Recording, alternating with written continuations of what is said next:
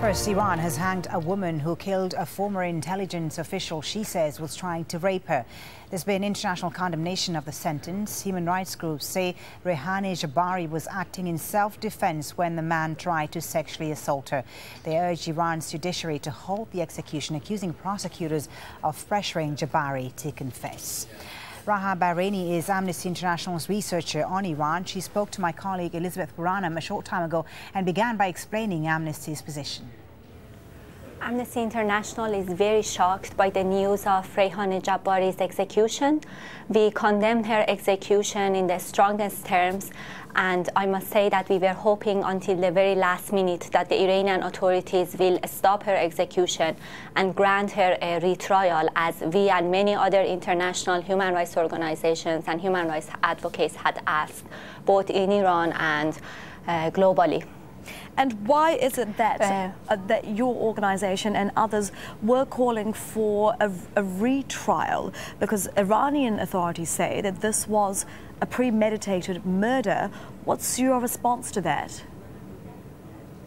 We were calling for a retrial because there were many questions hanging over this case, and Rehane's trial and the investigations that led to the issuance of a death sentence were extremely defective.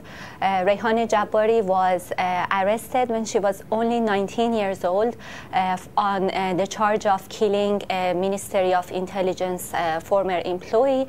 She was held in solitary confinement for 2 months without access to her lawyer and family. She was then convicted of murder. Her sentence in 2009, and her sentence was upheld in 2011. She admitted from the first moments of her arrest that she stabbed the man once in the back, but she said that she did so after he tried to sexually abuse her. More importantly, she said that there was a third person involved in the killing, and this claim of her is believed to have never been properly investigated. So defective investigation, lack of access to her lawyer in the important stages of the investigation meant that Iran stood in direct violation of its international human rights obligations, and we asked the authorities numerous times that they revoke her sentence and grant her a fair retrial without resort to the death penalty. Amnesty International opposes execution in all circumstances, but executions become a lot more tragic, and they become even a more cruel and inhumane form of punishment when they take place after an unfair trial process. And why do you think that Ms. Jabari faced these conditions, and what do they say about Iran's legal system here?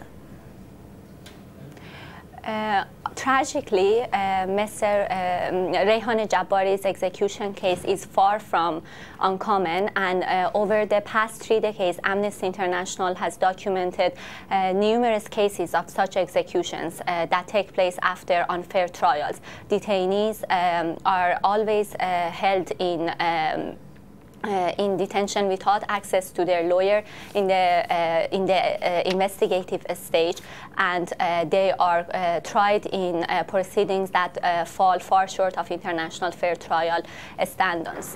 The case of Rehane Jabari personifies in a way the outrage that has been shown internationally and inside Iran over Iran's use of death penalty and it's the growing numbers of executions that we are seeing in recent years.